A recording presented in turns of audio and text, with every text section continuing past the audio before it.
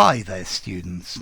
In this video I'm going to look at string, cord, thread, twine and rope.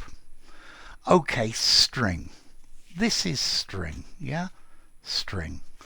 String is normally quite thin. You use string to make a parcel or a packet or tie things together. A rope is a great big thick one. It's much thicker.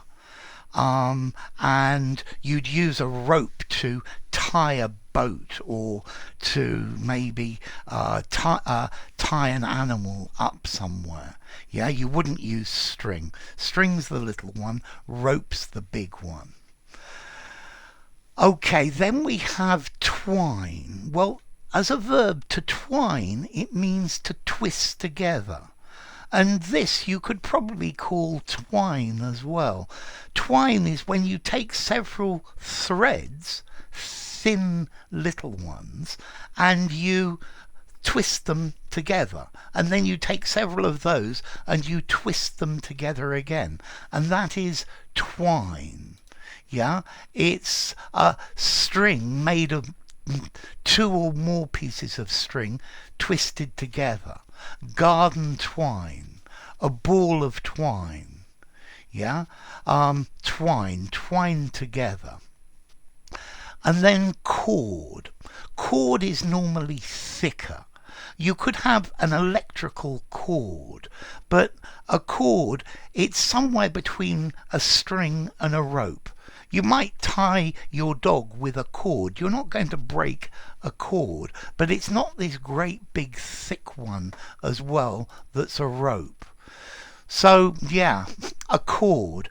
The definition's difficult. A length of rope or string made of twisted, twined threads. And then a thread. When you sew, you use thread, a needle and thread. It's this thin little one that you use when you're sewing, or it's one thread. Yeah, so it's one piece, yeah, one thin long piece. And then you twist or twine threads together, and that itself is twine. And then you twine those together again and you get string, and then if you start to twine more of those together you get a cord, and then finally you get a rope. So I think maybe the most important thing is a thread is the thinnest of the thin. A piece of string, it's thinner, and you can probably break a piece of string. And then you see the threads, maybe not, in this piece of string. And these are twined together. So twine, yeah, this you could definitely call twine. Just various threads twisted together. Twine or a string, I think, is the same. Then you have a cord, which is thicker. Maybe you'd use a cord to hold your trousers up, or a cord to tie a horse in place. Yeah, but probably better you use a rope, which is the thickest. So twine the thinnest, string the next, cord the next in size, and rope the next. And to twine, to twist, but twine are twisted threads. So I hope that's helped you.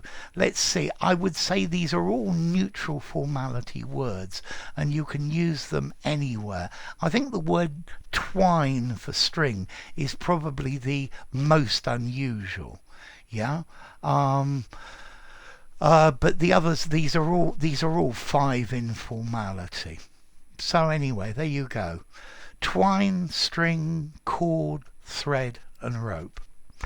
If you enjoyed the video, give it a rating, subscribe to my channel, and I'll see you soon. Bye for now. Twine, string, thread, cord.